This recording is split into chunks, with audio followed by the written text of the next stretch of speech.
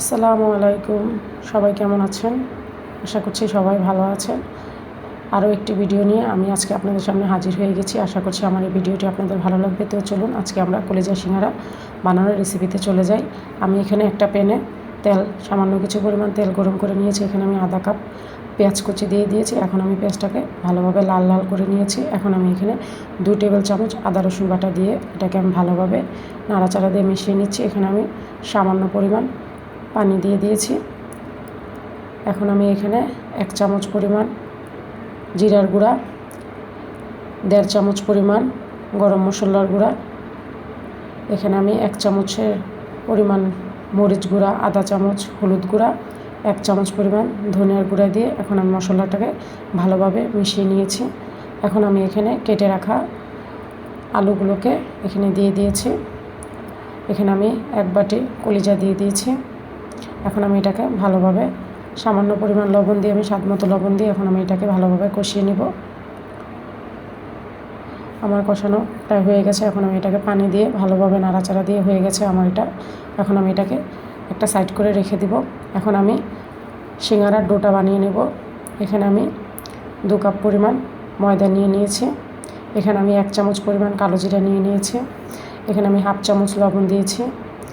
এখানে আমি 2 টেবিল চামচের মতন তেল দিয়ে দিয়েছি। এখন আমি এটাকে ভালোভাবে মিশিয়ে নিব।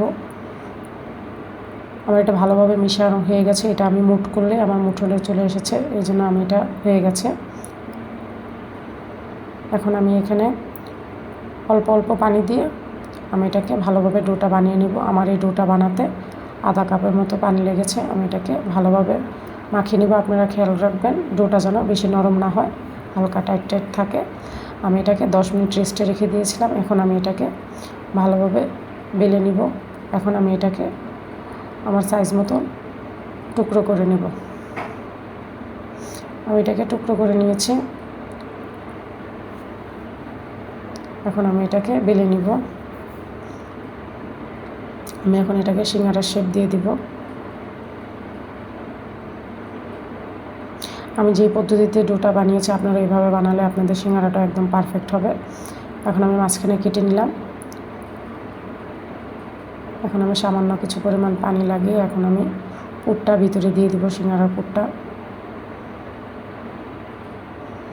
আপনারা চাইলে আপনাদের মতো বানাতে পারেন। আমার মনে হয়েছে এভাবেই সিঙ্গারা বানাটা একদম সহজ, তাই আমি এভাবেই বানিয়েছি।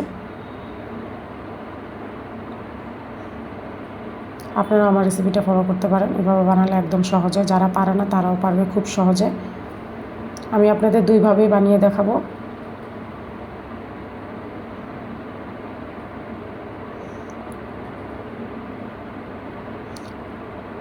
এখন আমি আরেকটা বানিয়ে দেখাচ্ছি।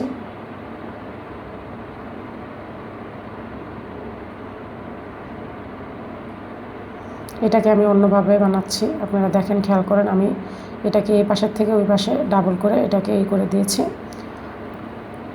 এটা হয়ে গেছে। আমার সিঙ্গারাগুলো সবগুলো বানানো হয়ে গেছে। এখন আমি এটাকে ভেজে নিব।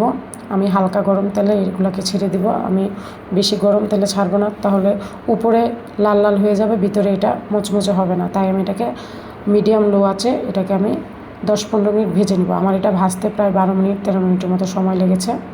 আমি এটাকে অল্প আগুনে ভালোভাবে ভেজে নিব। আমার এটা প্রায় ভাজা হয়ে গেছে। এখন আমি এটাকে পরিবেশন করেছি।